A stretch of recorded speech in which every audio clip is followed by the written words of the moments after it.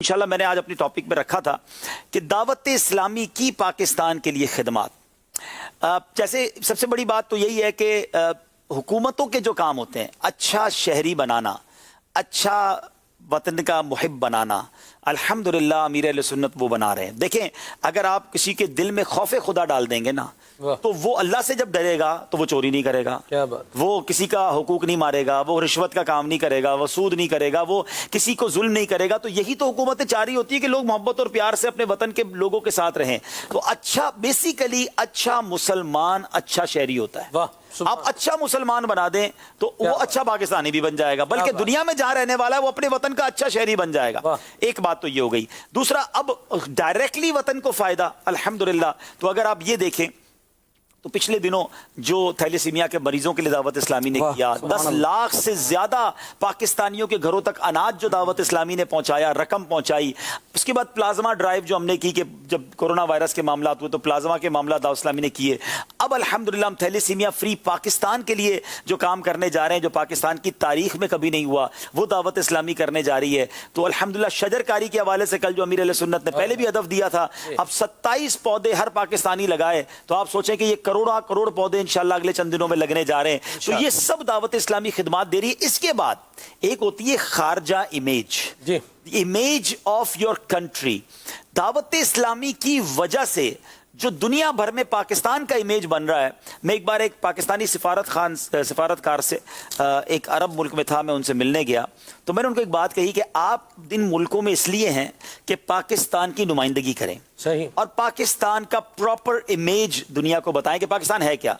آپ کو پتا ہے دعوت اسلامی پاکستان کا امیج کیا کر رہی ہے؟ دنیا بھر کو دعوت اسلامی یہ بتا رہی ہے کہ آپ کے ملک کو گناہوں سے بچانا، جرائم سے بچانے والی تحریک بنی پاکستان میں ہے، اور یہ ایک پاکستانی تحریک ہے جو آپ کے وطن میں امن و امان پیدا کر رہی ہے، آپ کے وطن کے لوگوں کو اچھا شہری بنا رہی ہے۔ میں صرف ایک مثال دے کر، کیونکہ بات بہت طویل ہو جائے گی، یو کے کی مثال دیتا ہوں۔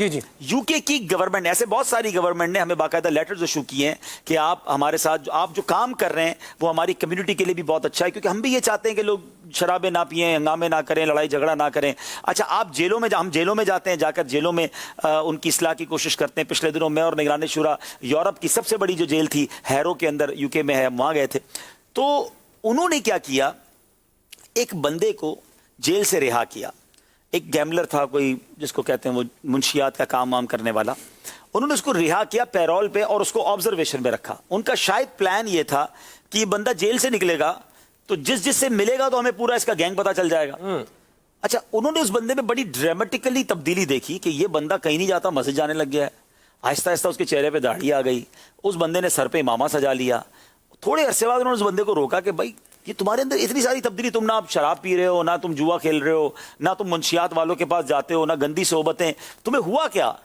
کہتا ہے بس جیل کے بعد میں مسجد میں گیا نماز پڑھنے، دعوت اسلامی والے مل گئے، انہوں نے مجھے توبہ کرا دی اور میں اچھا، اسی دوران وہ بندہ پاکستان بھی آیا اور پاکستان کے فیضان مدینہ میں اس نے اعتکاف کیا تھا۔ تو اس نے بتایا میں فیضان مدینہ گیا، ہمارے پیر و مرشد وہاں پر ہیں، میں نے ساری برائیوں سے توبہ کر لی۔ سنیے گا سلمان بھائی، اب وہاں کی گورنمنٹ نے آفیشلی 2 ایسے ہی لوگوں کو جیل سے رہا کیا اور اس بندے کو کہا کہ تم اس کو بھی دعوت اسلامی سے وابستہ کراؤ۔ سبحان اللہ۔ وہ بندہ ہمیں بغیر بتائے، پاکستان میں اس نے ہمیں نہیں بتایا، ان 2 بندوں کو لے کر فیضان مدینہ آیا۔ اللہ اکبر۔ ان کو وہاں پر اس نے پورا وزٹ کرایا، وزٹ کرا کے جب وہ واپس گیا تب ہمیں اس نے بتایا کہ یہ جو 2 میں لے کر آیا تھا، یہ 2 مجھے وہاں کی گورنمنٹ نے دیے تھے کہ پاکستان جاؤ تاکہ ان کی بھی تربیت ہو جائے۔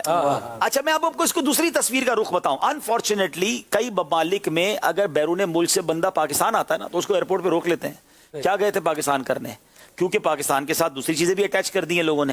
تو ایک طرف تو وہ امیج ہے جو پاکستان کا غلط کاموں کی وجہ سے بنا، جو نہیں ہونا چاہیے تھا، اور ایک طرف دعوت اسلامی امیج پیدا کر رہی ہے کہ اگر بندے کو سدھارنا ہے تو پاکستان بھیجو، وہ ٹھیک ہو جائے گا، دعوت اسلامی میں بھیجو۔ تو یہ ہے دعوت اسلامی کی وہ خدمت جو پوری دنیا میں الحمدللہ ایک سافٹ امیج، ایک کریکٹ امیج، جو اسلام کا امیج ہے بیسیکلی، کہ جو مسلمان کے ساتھ اٹیچ ہوگا وہ ٹھیک ہو جائے گا۔ کچھ کالز لیتے ہیں سلسلے میں، انشاءاللہ پھر مزید آگے بڑھتے ہیں۔ جی